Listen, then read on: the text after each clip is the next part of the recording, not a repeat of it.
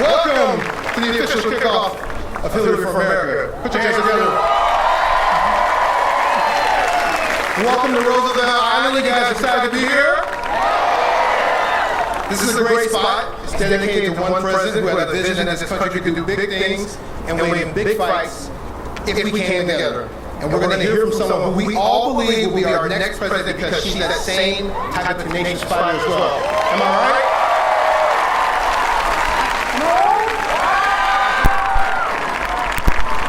My name is Marlon Marshall. I'm the Director of State Campaigns and Political Engagement for Hillary for America. It's awesome to be here today. It's awesome that we're going to have Hillary Clinton here today. I want to start off by acknowledging a few people. First of all, I want to acknowledge everyone here. Give it up for yourselves, please. I want to acknowledge Governor Cuomo, who made this space possible today. Please give it up for the governor. State Comptroller Tom DiNapoli.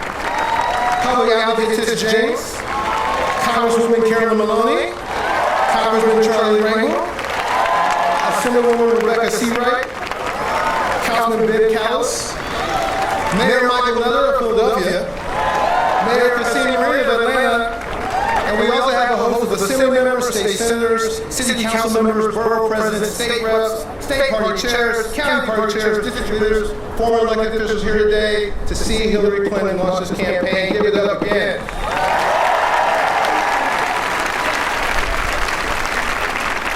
Two months ago, Hillary Clinton said she was going to run for president.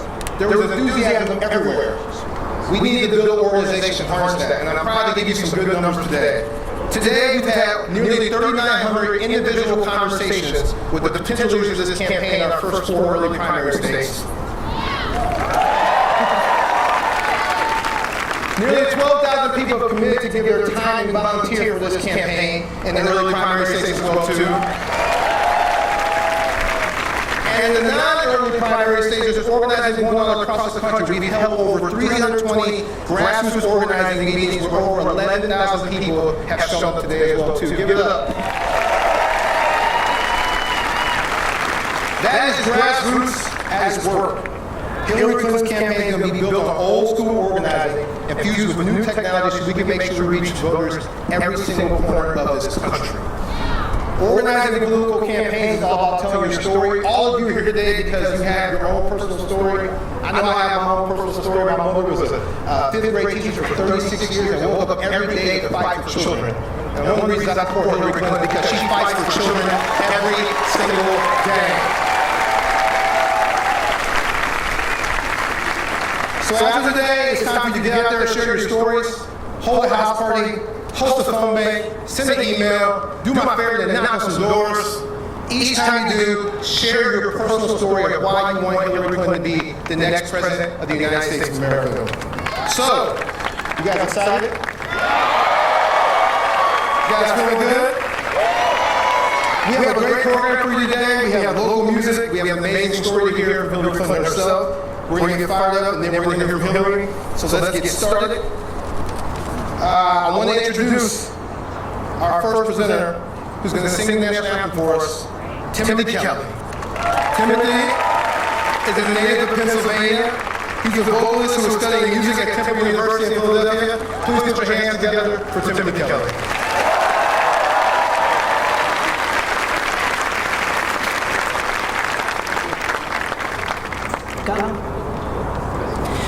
Oh, say, can you see by the dawn's early light what so proudly we hailed at the twilight's last gleaming,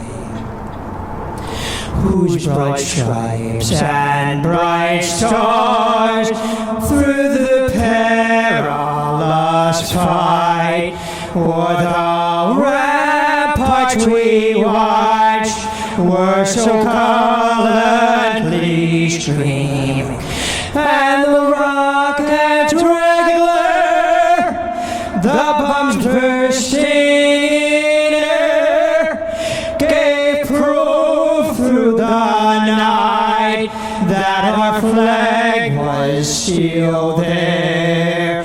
Oh, say does that star-spangled banner yet wave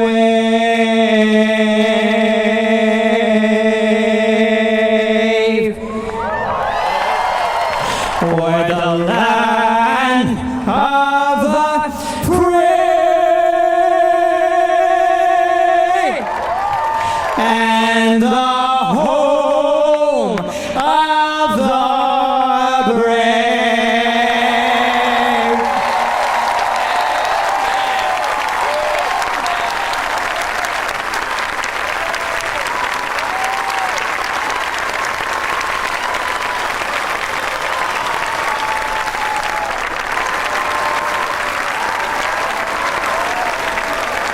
Put your hands together again for Timothy Kelly. I don't know about you, but I'm ready to get started now. Next up is the Brooklyn Express Drumline. The Brooklyn Express Drumline originated in the summer of 2007 in Brooklyn, New York. The drumline was developed by 3 years of project designed to provide positive alternative programming for young people of color in some of Brooklyn's most underserved neighborhoods. Put your hands together for the Brooklyn Express Drumline.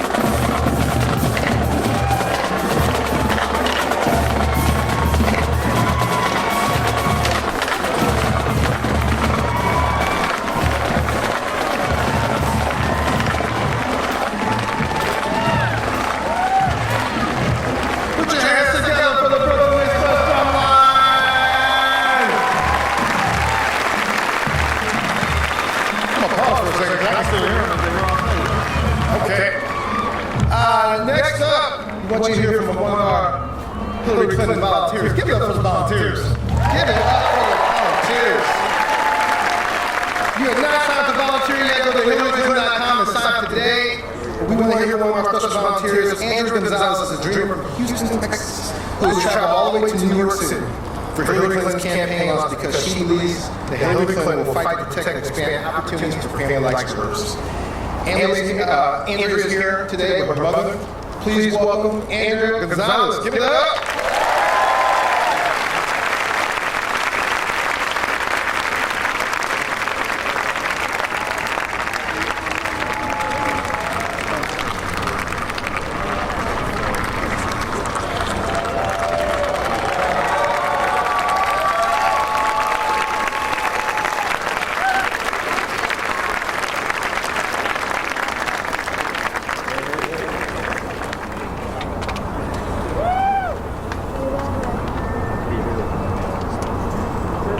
Good morning.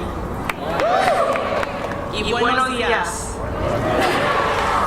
My name is Andrea Gonzalez Garnier, and I am from Houston, Texas, and a recent graduate of the University of Texas at Austin.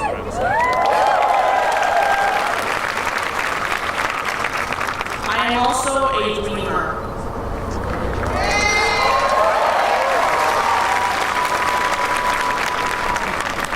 I am fortunate to be here today and be able to share my story that is not unique.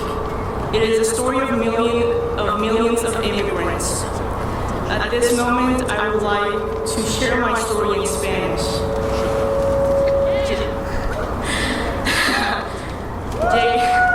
Llegué a la edad de 8 años a este país. Algunos de los obstáculos a los que yo me enfrenté fueron el idioma, la cultura y los prejuicios de ciertas personas. Sin embargo, cuando fui creciendo y avanzando en mi educación, me di cuenta de que habían aún más factores en contra de los inmigrantes. Muchas veces me pregunté por qué. Si solo buscamos superarnos, tener una mejor vida, esto que en mi país de origen mis padres no encontraron. No encontré una respuesta, pero lo que sí encontré es que había quienes se interesaban en tomarnos en cuenta y hacernos un espacio en la sociedad. Veían en nosotros y en nuestras familias personas que están contribuyendo en el país. Una de estas personas es Hillary Clinton.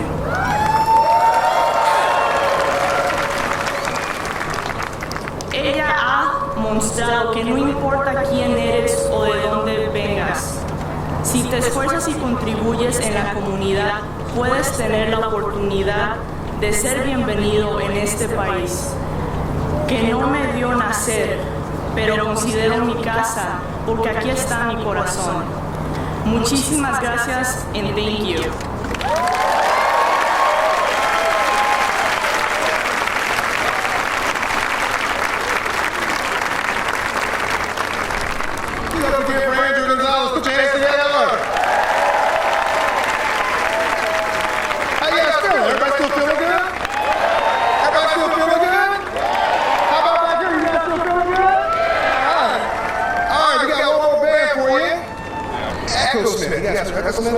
Echosmith is an American rock and pop band that formed in February 2009 in Los Angeles, California. The band is comprised of 4 siblings, Graham, Sydney, Noah, and Jamie. Put your hands together for Echosmith!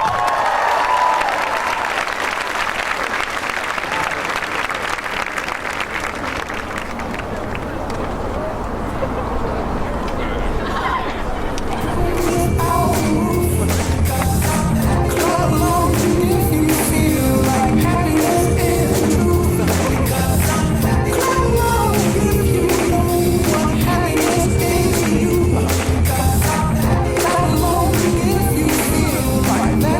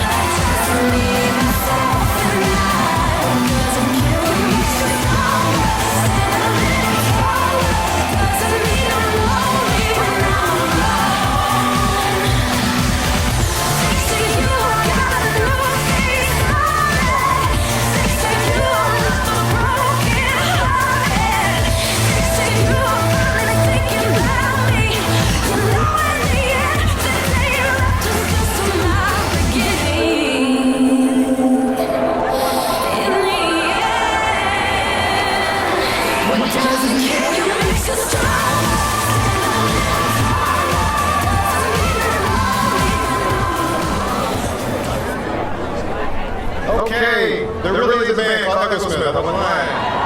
And I brought them up here with me. Put your hands together again for Echo Smith.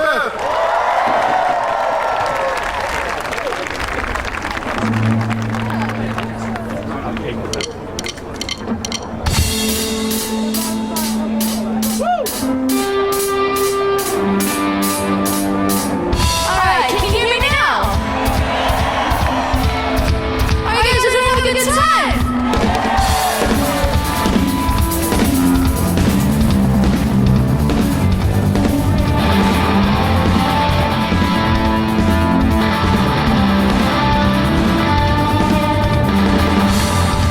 We are with our backs so old. We've got big city dreams, but we don't move family as old. We run away from our old imagination, but at the same time, we got the same vision. We got hopes on the horizon. We can show climbing mountains. Too tired to keep it silent. We are together. Going together now. We are going together. Turning upside down. It's just looking near. I see your face. So let's run to the brightest day. Together. Together now.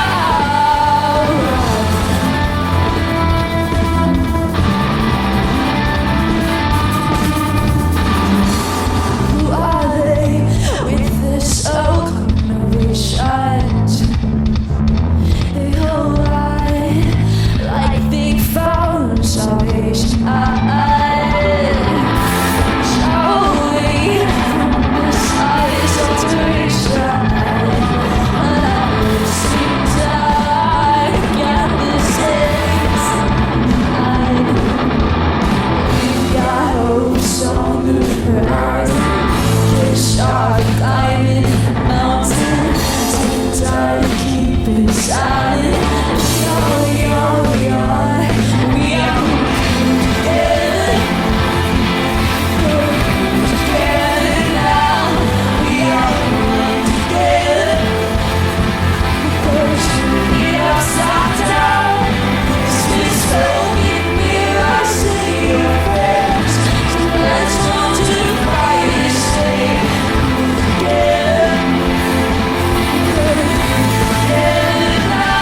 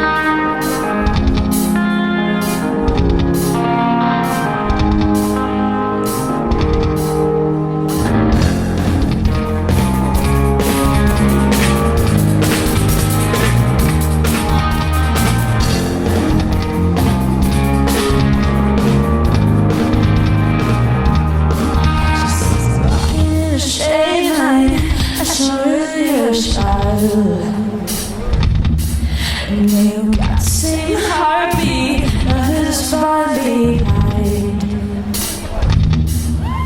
Nothing is all good, every end out.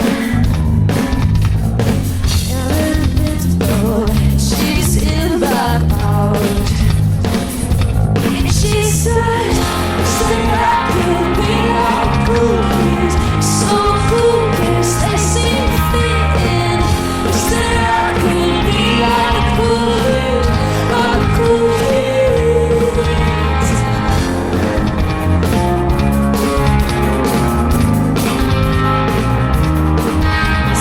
Talking with a big smile, they haven't got a clue. Yeah, living a good life, see what he's going through. Drive fast cars, you know they're going. If I stay, you're not problem.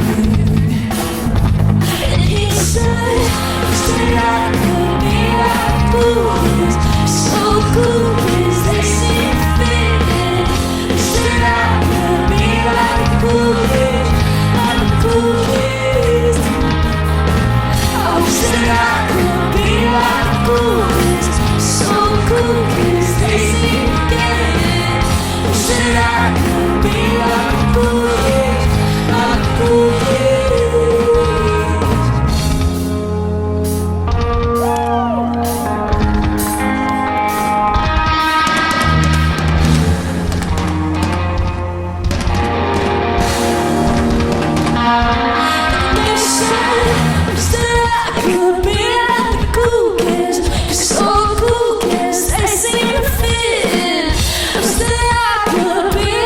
Cool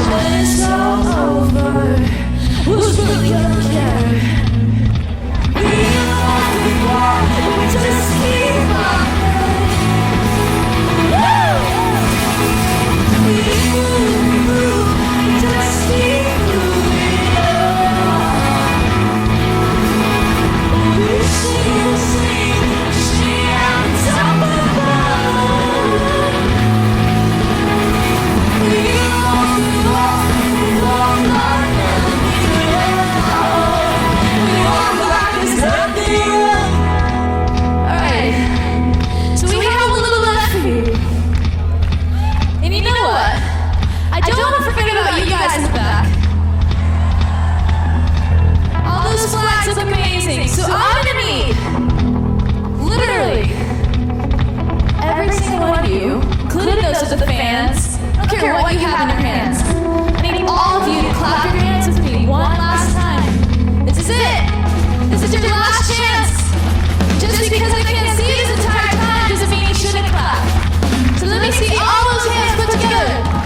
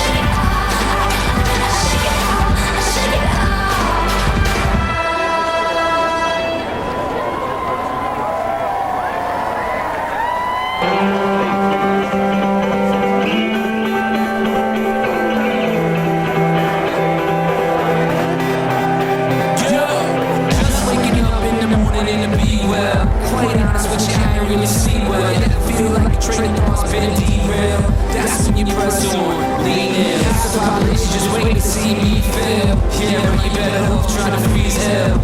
Some of us do it for the females, and others do it for the beats. But I do it for the kids, like the town in on. Every time we fall, someone make it shit strong. And I'll be in your corner like me, baby, till the end. And when you hear the song from that big lady, until the referee rings the bell, until the both your eyes start to swell, until the crowd goes home. Give them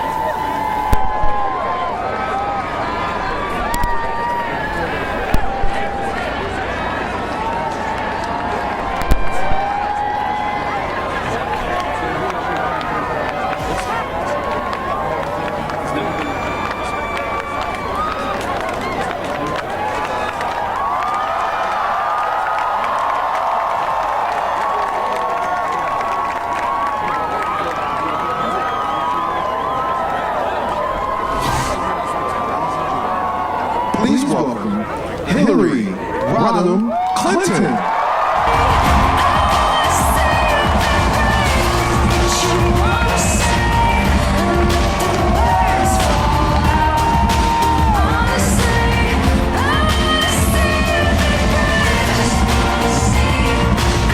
Just wanna see you.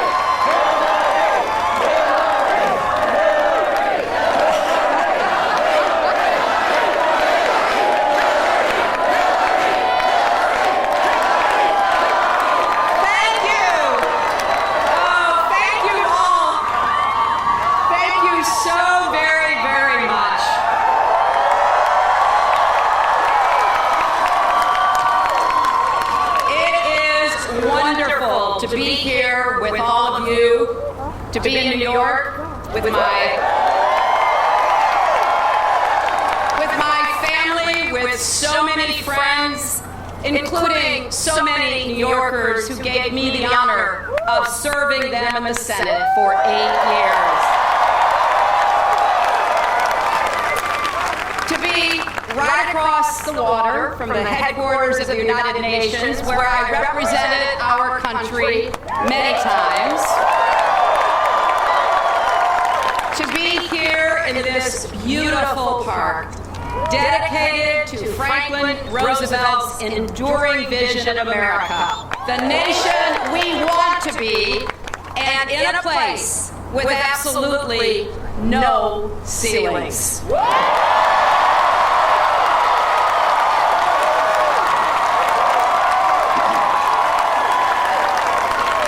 You know, President Roosevelt's four freedoms are a testament to our nation's unmatched aspirations and a reminder of our unfinished work at home and abroad. His legacy lifted up a nation and inspired presidents who followed. One is the man I served as Secretary of State, Barack Obama.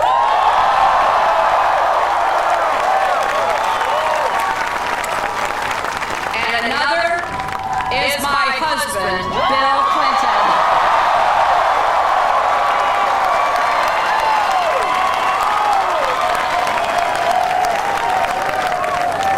Two Democrats, guided by, okay, that'll make him so happy. They were and are two Democrats, guided by the fundamental American belief that real and lasting prosperity must be built by all and shared by all. President Roosevelt called on every American to do his or her part, and every American answered. He said, "There's no mystery about what it takes to build a strong and prosperous America. Equality of opportunity, jobs for those who can work, security for those who need it, the ending of special privilege for the few, the preservation of civil liberties for all, a wider and constantly rising standard of living." That still sounds good to me. It's America's basic bargain. If you do your part, you ought to be able to get ahead. And when everybody does their part, America gets ahead too. That bargain inspired generations of families, including my own. It's what kept my grandfather going to work in the same Scranton lace mill every day for 50 years. It's what led my father to believe that if he scrimped and saved, his small business printing drapery fabric in Chicago could provide us with a middle-class life, and it did. When President Clinton honored the bargain, we had the longest peacetime expansion in history, a balanced budget, and for the first time in decades, we all grew together, with the bottom 20% of workers increasing their incomes by the same percentage as the top 5%. When President Obama honored the bargain, we pulled back from the brink of depression, saved the auto industry, provided health care to 16 million working people,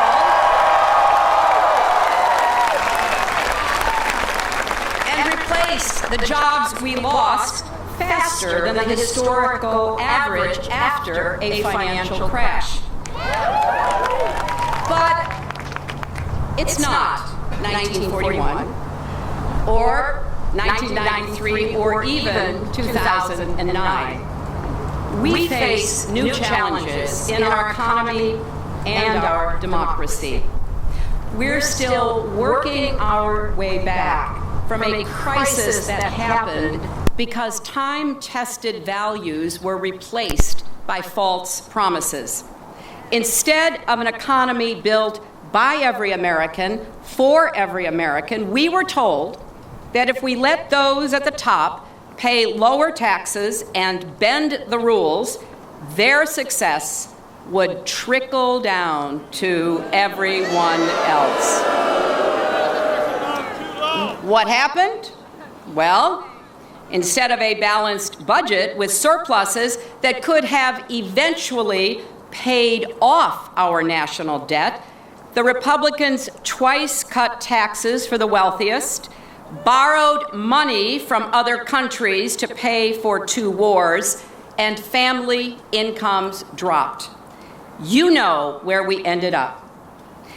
Except it wasn't the end. As we have since our founding, Americans made a new beginning. You worked extra shifts, took second jobs, postponed home repairs. You figured out how to make it work. And now people are beginning to think about their future again. Going to college, starting a business, buying a house, finally being able to put away something for retirement. So we're standing again, but we all know we're not yet running the way America should. You see corporations making record profits with CEOs making record pay, but your paychecks have barely budged. While many of you are working multiple jobs to make ends meet, you see the top 25 hedge fund managers making more than all of America's kindergarten teachers combined, and often paying a lower tax rate. So, you have to wonder, when does my hard work pay off? When does my family get ahead? When? I say now.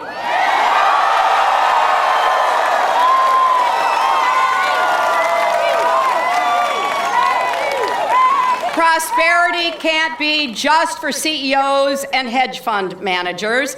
Democracy can't be just for billionaires and corporations. Prosperity and democracy are part of your basic bargain, too. You brought our country back. Now it's time, your time, to secure the gains and move ahead. And you know what? America can't succeed unless you succeed.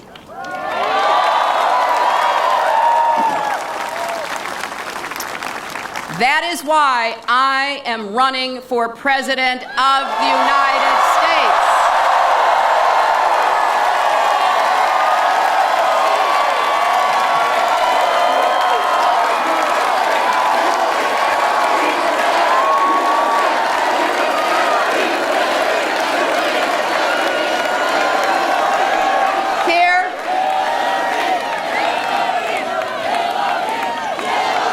Here on Roosevelt Island, I believe we have a continuing rendezvous with destiny.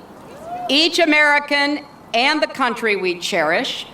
I'm running to make our economy work for you and for every American, for the successful and the struggling, for the innovators and inventors, for those breaking barriers in technology and discovering cures for diseases, for the factory workers and food servers who stand on their feet all day,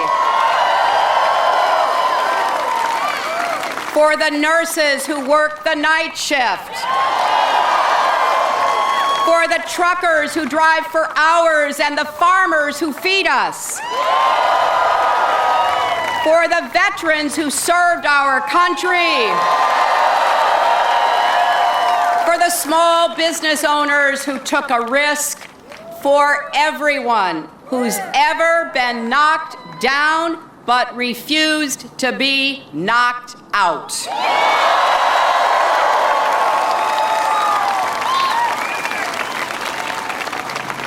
I'm not running for some Americans, but for all Americans. Our country's challenges didn't begin with the Great Recession, and they won't end with the recovery. For decades, Americans have been buffeted by powerful currents. Advances in technology and the rise of global trade have created whole new areas of economic activity and opened new markets for our exports, but they have also displaced jobs and undercut wages for millions of Americans. The financial industry and many multinational corporations have created huge wealth for a few by focusing too much on short-term profit and too little on long-term value, too much on complex trading schemes and stock buybacks, too little on investments in new businesses, jobs, and fair compensation. Our political system is so paralyzed by gridlock and dysfunction that most Americans have lost confidence that anything can actually get done. And they've lost trust in the ability of both government and big business to change course. Now, we can blame historic forces beyond our control for some of this, but the choices we've made as a nation, leaders and citizens alike, have also played a big role. Our next president must work with Congress and every other willing partner across our entire country. And I will do just that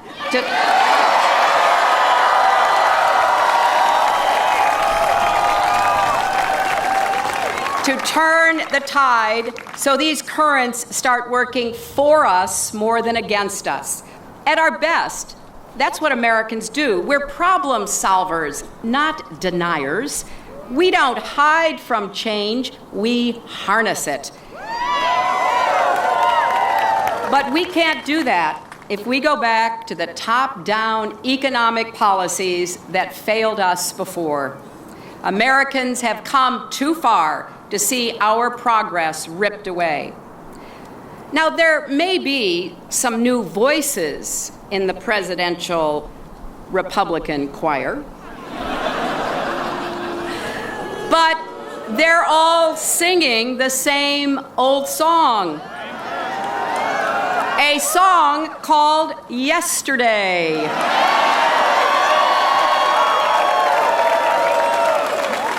You know the one.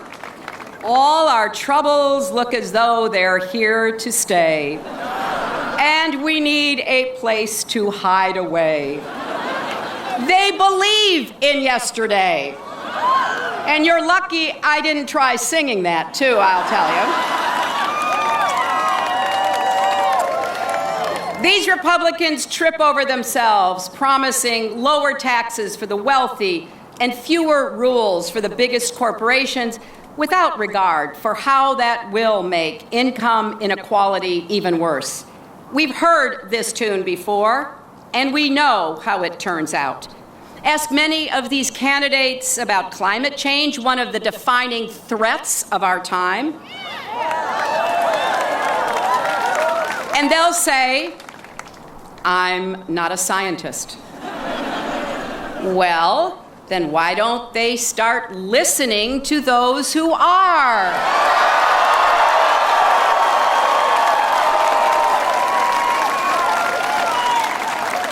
They pledge to wipe out tough rules on Wall Street rather than rein in the banks that are still too risky, courting future failures in a case that can only be considered mass amnesia. They want to take away health insurance from more than 16 million Americans without any credible alternative. They shame and blame women rather than respect our right to make our own reproductive health decisions.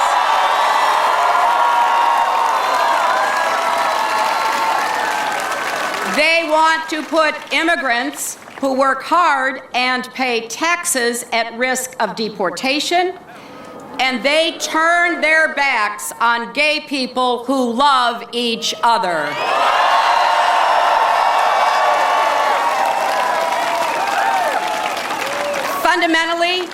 Fundamentally, they reject what it takes to build an inclusive economy. It takes an inclusive society. What I once called a village that has a place for everyone. Now, my values and a lifetime of experiences have given me a different vision for America. I believe that success isn't measured by how much the wealthiest Americans have, but by how many children climb out of poverty. How many startups and small businesses open and thrive? How many young people go to college without drowning in debt? How many people find a good job? How many families get ahead and stay ahead? I didn't learn this from politics. I learned it from my own family. My mother taught me that everybody needs a chance and a champion. She knew what it was like not to have either one. Her own parents abandoned her, and by 14, she was out on her own, working as a housemaid. Years later, when I was old enough to understand, I asked what kept her going. You know what her answer was? Something very simple. Kindness from someone who believed she mattered. The first grade teacher who saw she had nothing to eat at lunch and without embarrassing her, brought extra food to share. The woman whose house she cleaned, letting her go to high school so long as her work got done, that was a bargain she leapt to accept. And because some people believed in her, she believed in me. That's why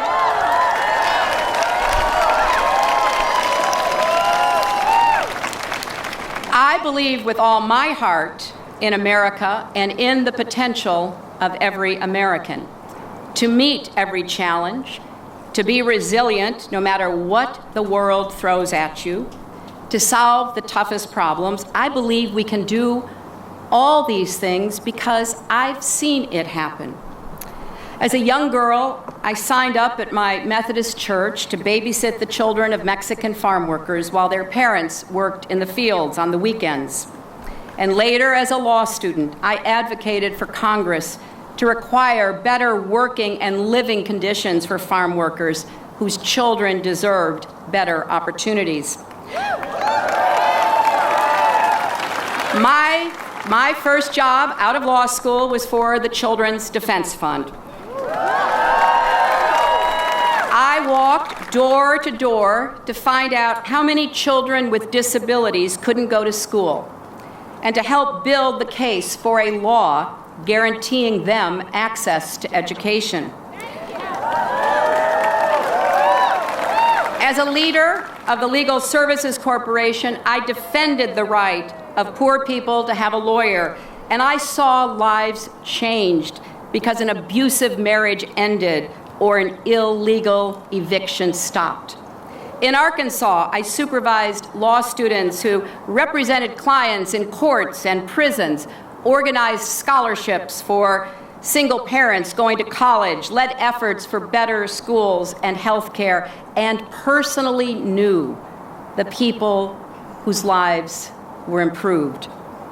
As senator, I had the honor of representing brave firefighters, police officers, EMTs, construction workers, and volunteers who ran toward danger on 9/11 and stayed there, becoming sick themselves.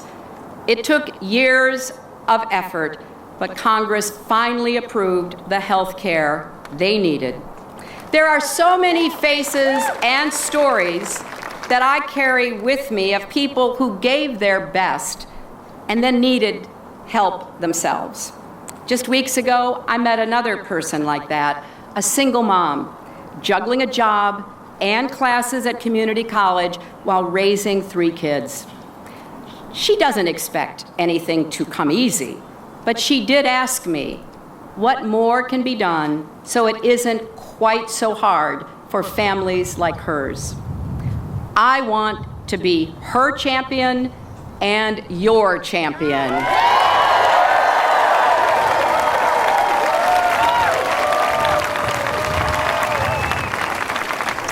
If you'll give me the chance, I'll wage and win 4 fights for you. The first is to make the economy work for everyday Americans, not just those at the top. To make the middle class mean something again, with rising incomes and broader horizons, and to give the poor a chance to work their way into it. The middle class needs more growth and more fairness. Growth and fairness go together. For lasting prosperity, you can't have one without the other. Is this possible in today's world? Yes. I believe it is, or I wouldn't be standing here. Do I think it will be easy? Of course not. But here's the good news.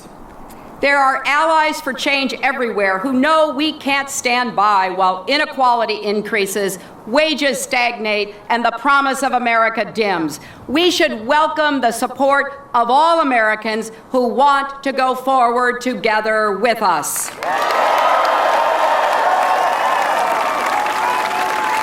There are public officials who know Americans need a better deal, business leaders who want higher pay for employees, equal pay for women, and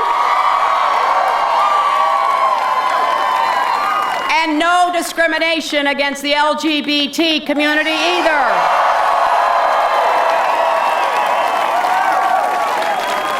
There are leaders of finance who want less short-term trading and more long-term investing. There are union leaders who are investing their own pension funds in putting people to work to build tomorrow's economy. We need everyone to come to the table and work with us. In the coming weeks, I'll propose specific policies to reward businesses who invest in long-term value rather than the quick buck. Because that leads to higher growth for the economy, higher wages for workers, and yes, bigger profits. Everybody will have a better time. I will rewrite the tax code so it rewards hard work and investments here at home, not quick trades or stashing profits overseas.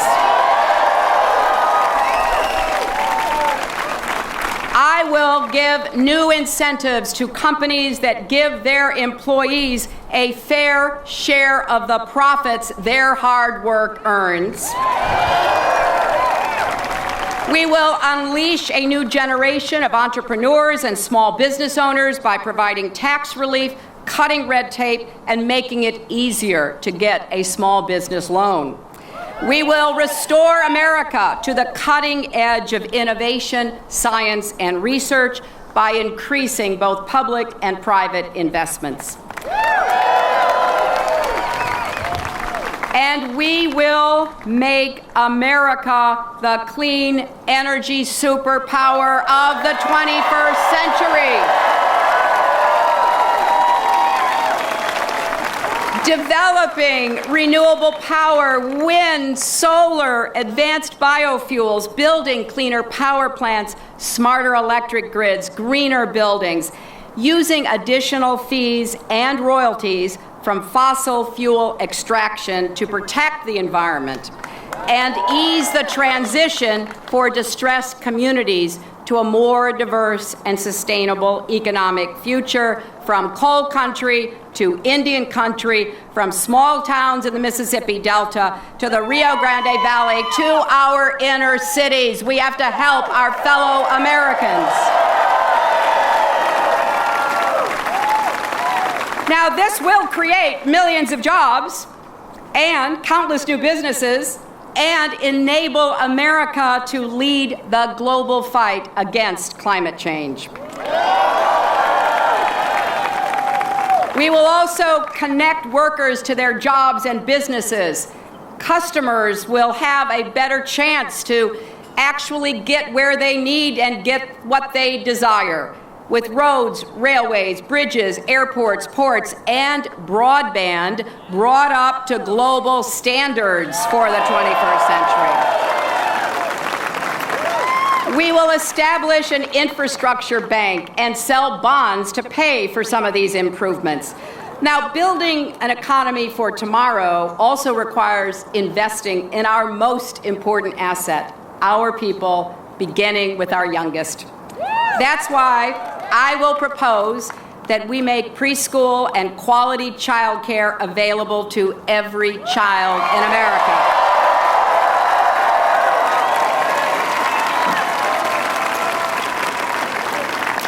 And I want you to remember this, because to me, this is absolutely the most compelling argument why we should do this.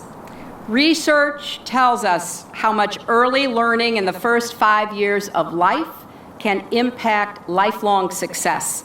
In fact, 80% of your brain is developed by age 3. And one thing I've learned is that talent is universal. You can find it anywhere, but opportunity is not. Too many of our kids never have the chance to learn and thrive as they should and as we need them to. Our country won't be competitive or fair if we don't help more families give their kids the best possible start in life. So let's staff our primary and secondary schools with teachers who are second to none in the world and receive the respect they deserve for sparking the love of learning in every child. Let's make college affordable and available to all and lift the crushing burden of student debt. Let's provide lifelong learning for workers to gain or improve skills that the economy requires, setting up many more Americans for success. Now, the second fight is to strengthen America's families, because when our families are strong, America is strong. And today's families face new and unique pressures. Parents need more support and flexibility to do their job at work and at home. I believe you should have the right to earn paid sick days. I believe you should receive your work schedule with enough notice to arrange childcare or take college courses to get ahead. I believe you should look forward to retirement with confidence, not anxiety. That you should have the peace of mind that your health care will be there when you need it without breaking the bank. I believe we should offer paid family leave so no one has to choose between keeping a paycheck and caring for a new baby or a sick relative. And it is way past time to end the outrage of so many women still earning less than men on the job.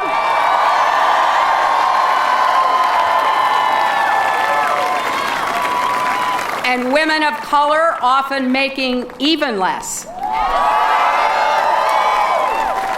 This isn't a women's issue. It's a family issue, just like raising the minimum wage is a family issue. Expanding childcare is a family issue. Declining marriage rates is a family issue. The unequal rates of incarceration is a family issue. Helping more people with an addiction or a mental health problem get help is a family issue. In America, every family should feel like they belong, so we should offer hardworking, law-abiding immigrant families a path to citizenship.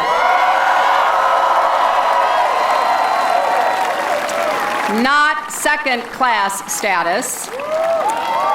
And we should ban discrimination against LGBT Americans and their families so they can live, learn, marry, and work just like everybody else. You know, America's diversity, our openness, our devotion to human rights and freedom is what's drawn so many to our shores, what's inspired people all over the world. I know, I've seen it with my own eyes. And these are also the qualities that prepare us well for the demands of a world that is more interconnected than ever before. So we have a third fight, to harness all of America's power, smarts, and values to maintain our leadership for peace, security, and prosperity. No other country on earth is better positioned to thrive in the 21st century.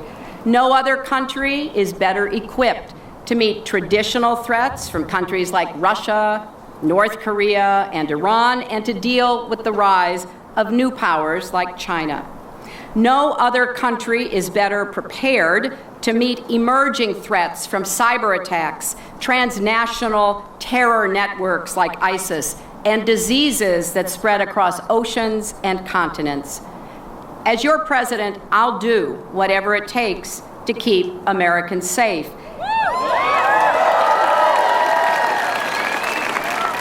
And if you look over my left shoulder, you can see the new World Trade Center soaring skyward.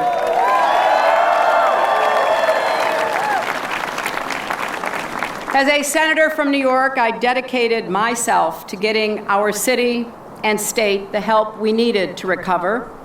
And as a member of the Armed Services Committee, I worked to maintain the best trained, best equipped, strongest military, ready for today's threats and tomorrow's.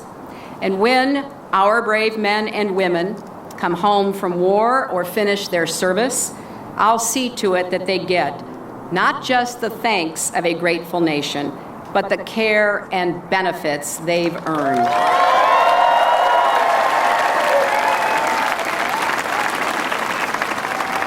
I've stood up to adversaries like Putin and reinforced allies like Israel, and I was in the Situation Room on the day we got bin Laden.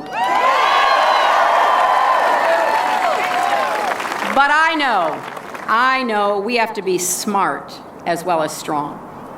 Meeting today's global challenges requires every element of America's power, including skillful diplomacy, economic influence, and building partnerships to improve lives around the world with people, not just their governments. There are a lot of trouble spots in the world, but there's a lot of good news out there too. I believe the future holds far more opportunities than threats if we exercise creative and confident leadership that enables us to shape global events rather than be shaped by them. And we all know that in order to be strong in the world, we first have to be strong at home. That's why we have to win the fourth fight, reforming our government and revitalizing our democracy so that it works for everyday Americans.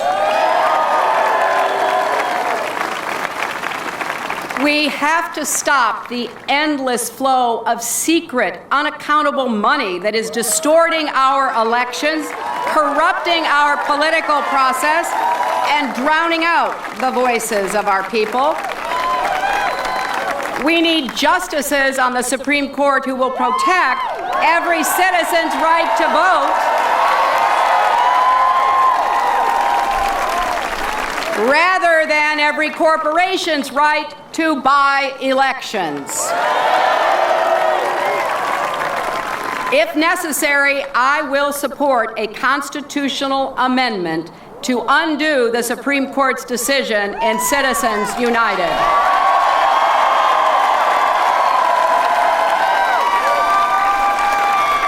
I want to make it easier for every citizen to vote. That's why I've proposed universal automatic registration and expanded early voting. I'll fight back against Republican efforts to disempower and disenfranchise young people, poor people, people with disabilities, and people of color. What part of democracy are they afraid of? But no matter how easy we make it to vote, we still have to give Americans something worth voting for. Government is never going to have all the answers, but it has to be smarter, simpler, more efficient, and a better partner. That means access to advanced technology so government agencies can more effectively serve their customers, the American people. We need expertise and innovation from the private sector to help cut waste and streamline services. There's so much that works in America. For every problem we face, someone, somewhere in America is solving it. Silicon Valley cracked the code on sharing and scaling a while ago. Many states are pioneering new ways to deliver services. I want to help Washington catch up.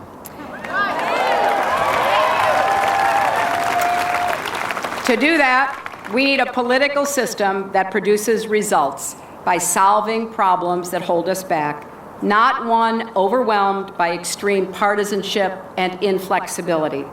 Now, I'll always seek common ground with friend and opponent alike, but I'll also stand my ground when I must.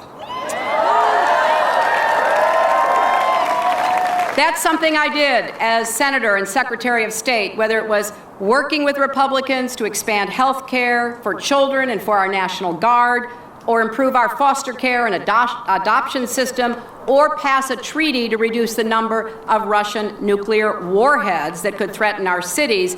And it is something I will always do as your president. We Americans may differ, bicker, stumble, and fall, but we are at our best when we pick each other up, when we have each other's back. Like any family, our American family is strongest when we cherish what we have in common and fight back against those who would drive us apart. People all over the world have asked me, how could you and President Obama work together after you fought so hard against each other in that long campaign? Now, that is an understandable question, considering that in many places, if you lose an election, you could get imprisoned or exiled, even killed, not hired as Secretary of State.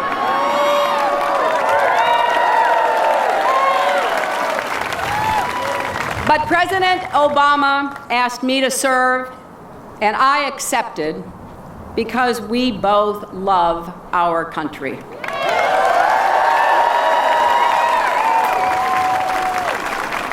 That's how we do it in America. With that same spirit, together we can win these 4 fights. We can build an economy where hard work is rewarded. We can strengthen our families. We can defend our country and increase our opportunities all over the world.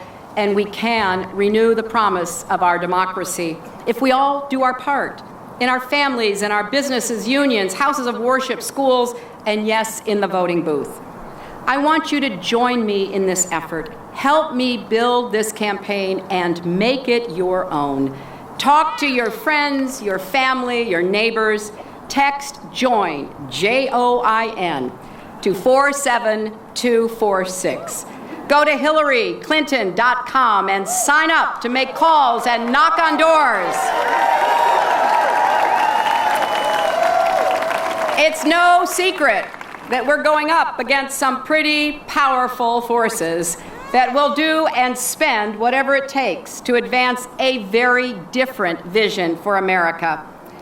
But I've spent my life fighting for children, families, and our country, and I'm not stopping now.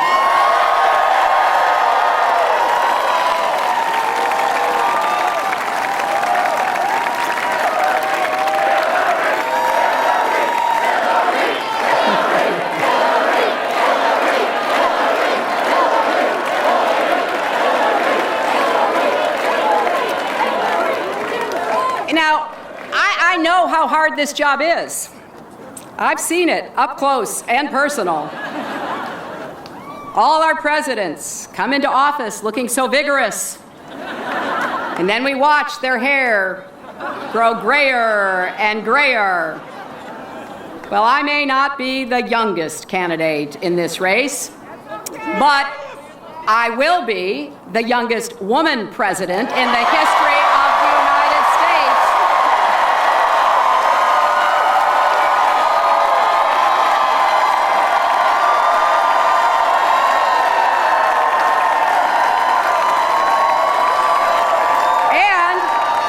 And the first grandmother as well. And one additional advantage, you won't see my hair turn white in the White House. I've been coloring it for years. So, I'm looking for a great debate among Democrats, Republicans, and independents. I'm not running to be president only for those Americans who already agree with me.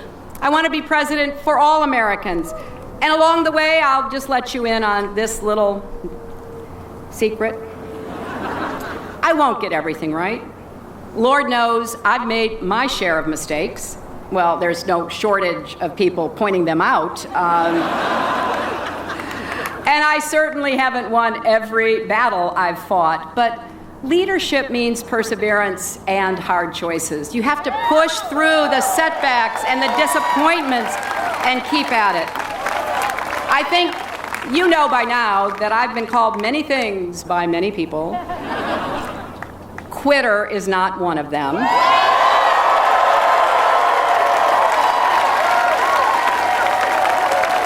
Like so much else in my life, I got this from my mother. When I was a girl, she never let me back down from any bully or barrier.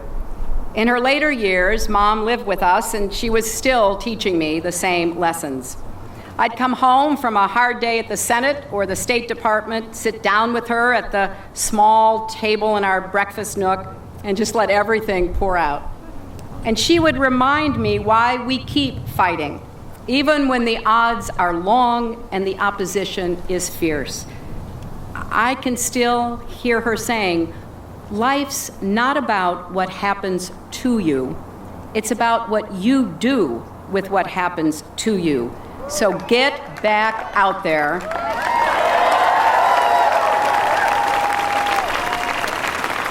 She lived to be 92 years old, and I often think about all the battles she witnessed over the course of the last century, all the progress that was won because Americans refused to give up or back down.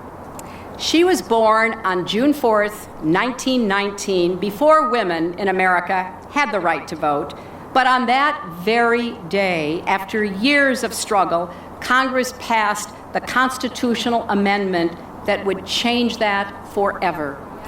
The story of America is a story of hard-fought, hard-won progress, and it continues today.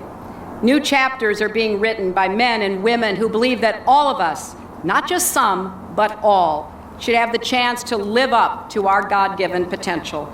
Not only because we're a tolerant country or a generous country or a compassionate country, but because we're a better, stronger, more prosperous country when we harness the talent, hard work, and ingenuity of every single American. I wish my mother could have been with us longer. I wish she could have seen Chelsea become a mother herself. I wish she could have met Charlotte. I wish she could have seen the America we're going to build together. An America where if you do your part, you reap the rewards, where we don't leave anyone out or anyone behind. An America where a father can tell his daughter, yes, you can be anything you want to be, even President of the United States. Thank you all. God bless you, and may God bless America.